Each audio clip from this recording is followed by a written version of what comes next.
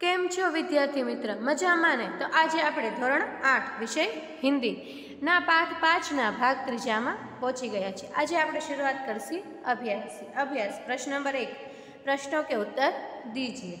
तो बाळ મિત્રો તમારે અભ્યાસના પ્રશ્ન નંબર જેટલા પ્રશ્નો છે પ્રશ્ન 1 2 3 અને 4 એ તમારે સુંદર અક્ષરે નોટબુકમાં લખી લેવાના રહેશે। तो ચાલો શરૂઆત કરીએ। प्रश्न नंबर 1 यदि आप इन प्रश्नकर्ताओं में होते तो आप कौन कौन से प्रश्न पूछते? तो पूछे कि जो तमे आ प्रश्नकर्ता में होत तो तमे केवा केवा प्रश्न एटले के कया कया प्रश्न पूछे? तो जवाब, यदि मैं इन प्रश्नकर्ता में होता तो डॉक्टर कलाम से निम्नलिखित प्रश्न पूछता। बाळ मित्रो अहींया हूँ जे प्रश्न बोलूँ छूं एना सिवाय तमे जे प्रश्न डॉक्टर कलाम ने पूछवा मांगता हो ए तमे नोटबुक में नोंधी शको छो। तो तेमा नंबर 1 है, देश में सब संसाधन सुलभ होने पर भी अब तक हम विकसित राष्ट्रों की श्रेणी में क्यों नहीं आए हैं? हमारे देश में गरीब और अमीर के बीच की खाई बढ़ती क्यों जा रही है? अच्छी है नंबर 3, कहीं कहीं बहुमंजिला मकान बने जाने पर अवैध बताया जाता है, जब उसका निर्माण हो रहा था तब क्या वह अवैध नहीं था? पछी नंबर 4, विदेशी बैंकों में जमा कालाधन भारत लाने में सरकार अक्षम क्यों है? हवे आ 4 प्रश्न सिवाय तमे जे डॉक्टर कलाम ने प्रश्न पूछवा मांगता हो ए तमे नोंधी शको छो। हवे आ प्रश्नना जवाबने आपणे भाषांतर साथे फरी एक वखत समझी लईए। तो शुं कहे छे कि यदि मैं इन प्रश्नकर्ता में होता तो डॉक्टर कलाम से निम्नलिखित प्रश्न पूछता। जो हूँ आ प्रश्नकर्ता में होत तो हूँ डॉक्टर कलाम थी आ प्रश्न એટલે કે નીચે લખેલા પ્રશ્ન પૂછતા। એમાં પ્રશ્ન નંબર 1 છે, देश में सब संसाधन सुलभ होने पर भी अब तक हम विकसित राष्ट्रों की श्रेणी में क्यों नहीं आए हैं? तो શું પૂછે કે દેશની અંદર દેશમાં બધા જ સંસાધનો સુલભ છે એટલે કે મળેલ છે તો હજી સુધી આપણો દેશ વિકસિત રાષ્ટ્રોની શ્રેણીમાં કેમ નથી આવ્યો? પછી છે બીજું, हमारे देश में गरीब और अमीर के बीच की खाई बढ़ती क्यों जा रही है? तो शू कहीश कि अपना देश में अंदर गरीब और अमीर ना वच्चेनी खाई है शू काम वधी रही है, એટલે गरीब વધારે गरीब बनतो जाए छे, अमीर छे વધારે अमीर बनतो जाए छे। गरीब और अमीर वच्चे जे अंतर छे વધતું जाए छे।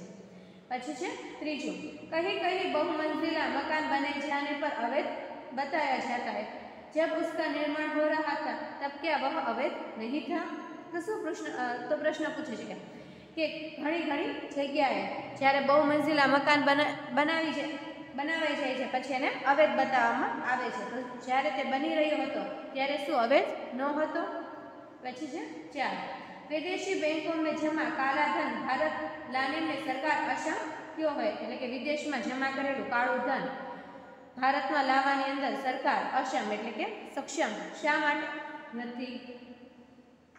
पछी छे प्रश्न नंबर 2, डॉक्टर कलाम ने अपने बचपन की कौन सी यादगार घटना सुनाई? एटले के डॉक्टर कलामे पोताना बचपननी कई यादगार घटना छे एने संभळावी। तो जवाब, कलाम जब 5वीं कक्षा में थे तब की एक घटना उन्हें याद है। उनके शिक्षक श्री शिव सुब्रमण्यम अय्यर विद्यार्थियों को बता रहे थे कि कोई पक्षी कैसे उड़ता है। वे विद्यार्थियों को रामेश्वर के समुद्र तट पर ले गए और वहां उन्होंने विद्यार्थियों को उड़ने की क्रिया का जीवंत उदाहरण बताया। डॉक्टर कलाम पर इस घटना का गहरा असर पड़ा, इससे उन्हें विज्ञान पढ़ने की प्रेरणा मिली। तो आ प्रश्न ने આપણે ભાષાંતર સાથે ફરી વખત સમજી લઈએ। तो शू कहीश कि कलाम जब 5वीं कक्षा में थे तब की एक घटना उन्हें याद है कि डॉक्टर कलाम જ્યારે 5મા ધોરણમાં હતા ત્યારની તેમને એક ઘટના યાદ છે। उनके शिक्षक श्री शिव सुब्रम अय्यर विद्यार्थियों को बता रहे थे कि कोई पक्षी कैसे उड़ता है। તેમના शिक्षक श्री शिव सुब्रम अय्यर विद्यार्थियों बतावी રહ્યા હતા कि कोई पक्षी है केवी रीते उड़े छे। वे विद्यार्थियों को रामेश्वर के समुद्र तट पर ले गए और वहां उन्होंने विद्यार्थियों को उड़ने की क्रिया का जीवंत उदाहरण बताया। तो ते विद्यार्थियों ने रामेश्वर समुद्र तट पर लई गया और त्यां તેમણે વિદ્યાર્થીઓને ઉડવાની જે ક્રિયા હતા બરાબર, ઉડવાની જે ક્રિયા છે એનું જીવંત ઉદાહરણ बताइए। डॉक्टर कलाम पर इस घटना का गहरा असर पड़ा, इससे उन्हें विज्ञान पढ़ने की प्रेरणा मिली। डॉक्टर कलाम पर आ घटनाનો ઊંડો અસર પડ્યો અને ત્યારથી તેમને વિજ્ઞાન ભણવાની પ્રેરણા મળી। હવે આગળ છે પ્રશ્ન નંબર 3, આપકી યાદગાર ઘટના बताइए। તો શું છે, તમારા જીવનમાં બનેલી કોઈ યાદગાર ઘટના છે એને તમારે અહીંયા લખવાની છે। ચાલો એક ઘટના હું બોલું છું। गर्मी की छुट्टियां थी, मैं अपने गांव गया हुआ था। गांव के पास नदी थी। मेरा बड़ा भाई अच्छा तैरा था। मैं भी नदी में तैरना चाहता था लेकिन डरता था। मेरे भाई मुझे नदी किनारे ले गया और बातें करने लगा। इसी बीच उसने मुझे धक्का दिया और मैं नदी में गिर गया। डूबने के डर से मेरे हाथ पांव चलने लगे और मैं किनारे तक आ गया। भाई ने कहा, डरते क्यों हो? इस तरह पानी में हाथ पैर हिलाते हो, डरो मत, डूबोगे नहीं। डूबने लगोगे तो मैं बचा लूँगा। बस फिर क्या, मैं निडर होकर पानी में हाथ पैर हिलाता रहा एवं इधर से उधर और उधर से इधर चक्कर लगाता था। उसी दिन से मुझे तैरना आ गया। बचपन की इस घटना को मैं कभी नहीं भूल सकता। હવે આ ઘટના છે અને ભાષાંતર સાથે એક વખત समझी लीजिए। तो शू कहे कि गर्मी की छुट्टियां थी, मैं अपने गांव गया हुआ था, એટલે કે ગરમીની જે રજા પડે ઉનાળામાં એની રજા હતી અને मैं अपने गांव गया हुआ था, એટલે કે હું મારા ગામ ગયો હતો। गांव के पास नदी थी અને ગામની બાજુમાં બરાબર નદી હતી। मेरा बड़ा भाई अच्छा तैराक था અને શું કહીશ કે મારો મોટો ભાઈ છે બરાબર अच्छा तैराक એટલે કે તરવૈયા એટલે કે સારું તરી શકતા હતા। मैं भी नदी में तैरना चाहता था लेकिन डरता था। તો શું કહીશ કે હું પણ નદીમાં તરવા માંગતો હતો પરંતુ બીતો હતો। मेरा भाई मुझे नदी किनारे ले गया और बात करने लगा। મારો ભાઈ મને નદી કિનારે લઈ ગયો અને મારી સાથે વાતો કરવા લાગ્યો। इसी बीच उसने मुझे धक्का दिया और मैं नदी में गिर गया। तो शू कहीश कि आना वच्चे एने मने धक्को मार्यो अने हूँ नदी में पड़ी गयो। डूबने के डर से मेरे हाथ पांव चलने लगे और मैं किनारे तक आ गया। शू कहीश कि डूबवाना डरथी मारा हाथ पग छे चालवा लाग्या अने हूँ नदी किनारा सुधी आवी गयो। भाई ने कहा, डरते क्यों हो? इसी तरह पानी में हाथ पग हिलाते रहो। तो शू कहे छे कि भाईए कीधुं के डरे छे शुं काम? આવી જ રીતે પાણીમાં હાથ પેર હલાવતો રહે, ડરો મત, ડૂબોગે નહીં એટલે કે બી નહીં, ડૂબીશ નહીં। ડૂબને लगोगे तो मैं बचा लूँगा। તો શું કહીશ, જો તું ડૂબવા લાગીશ તો હું તને બચાવીશ। બસ फिर क्या था અને શું કહીશ, બસ પછી તો શું હતું? मैं निडर होकर पानी में हाथ पैर हिलाता रहा एवं इधर से उधर और उधर से इधर चक्कर लगाता रहा। तो શું કહીશ કે હું નિડર થઈને પાણીમાં હાથ પર હલાવતો રહ્યો, इधर से उधर એટલે કે આમથી આમ અને આમથી આમ ચક્કર લગાવવા લાગ્યો। उसी दिन से मुझे तैरना आ गया। तो શું કહીશ કે તે જ દિવસથી મને તરતા આવડી ગયું। बचपन की इस घटना को मैं कभी नहीं भूल सकता। અને શું કહીશ કે બાળપણની આ ઘટનાને હું કોઈ દિવસ ભૂલી શકું નહીં। હવે જોઈએ પ્રશ્ન નંબર 4, अपना लक्ष्य प्राप्त करने के लिए आप क्या क्या करते हैं। तो आ प्रश्ननी अंदर तमे तमारुं लक्ष्य प्राप्त करवा माटे शुं शुं करो छो ते लखी शको छो। चालो हूँ जवाब दूँ। तो प्रश्न में शुं कहेवा मांगे छे कि तमे पोतानुं लक्ष्य प्राप्त करवा माटे शुं शुं करो छो। आज हमारे देश में डॉक्टर और इंजीनियरों की कमी नहीं है, कमी है अच्छे वैज्ञानिकों की। इसीलिए एक महान वैज्ञानिक बनकर देश का नाम रोशन करना यही मेरे जीवन का लक्ष्य है। इसे पाने के लिए मैं अपने पाठ्यक्रम की विज्ञान की पुस्तकें बड़े ध्यान से पढ़ता हूँ। विज्ञान की अन्य पुस्तकें भी स्कूल के पुस्तकालय से लाकर पढ़ता हूँ। मैं वैज्ञानिकों के जीवन पर लिखी पुस्तकें भी पढ़ता हूँ। घर पर मैं छोटे मोटे प्रयोग भी करता हूँ। હવે આ પ્રશ્નના જવાબને ભાષાંતર સાથે એક વખત સમજી લઈએ। आज हमारे देश में डॉक्टरों और इंजीनियरों की कमी नहीं है। आज अपना देश में डॉक्टरों और इंजीनियरों की कमी नहीं एटले के अछत नहीं।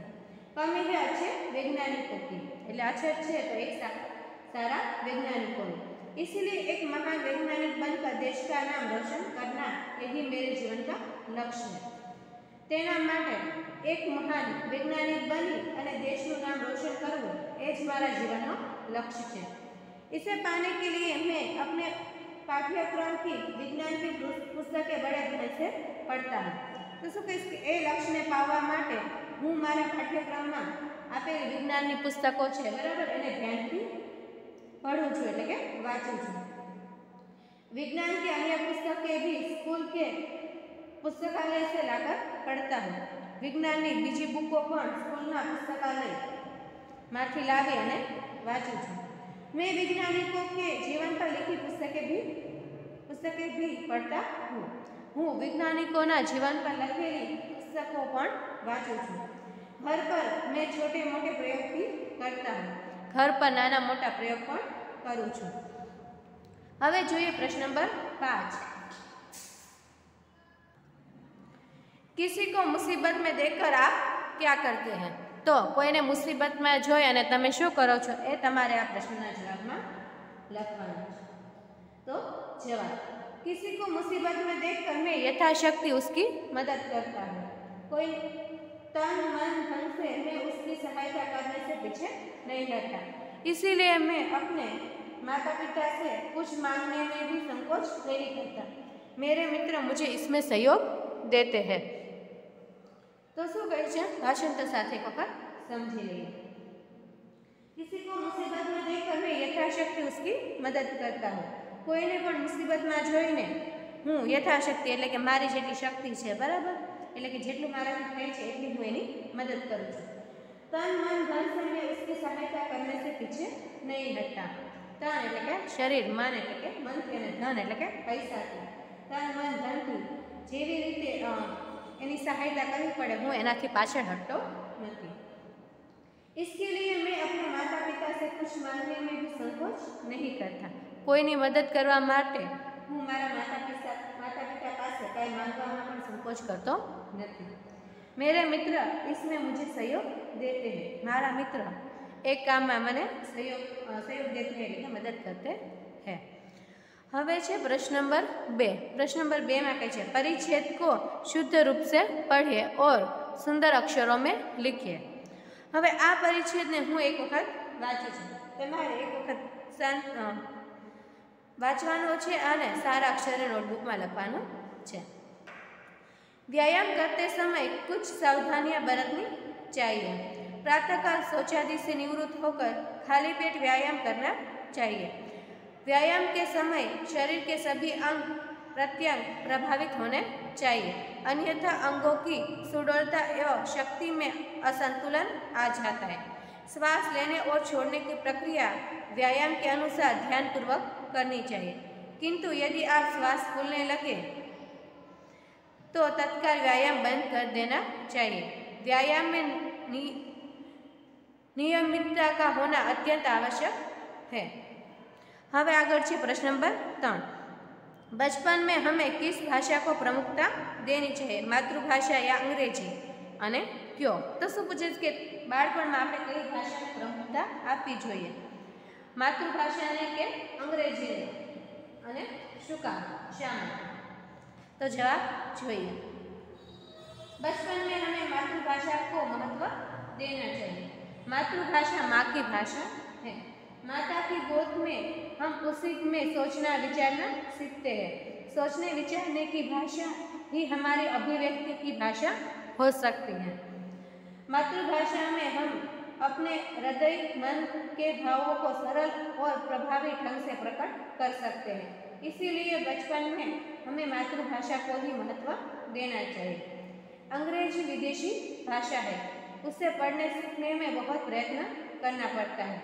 उसमें प्रवीण होने पर भी अपने हृदय के भावों में हम उसमें असरकारक ढंग से प्रकट नहीं कर सकते। इसीलिए अंग्रेजी भाषा मातृभाषा का स्थान नहीं ले सकती।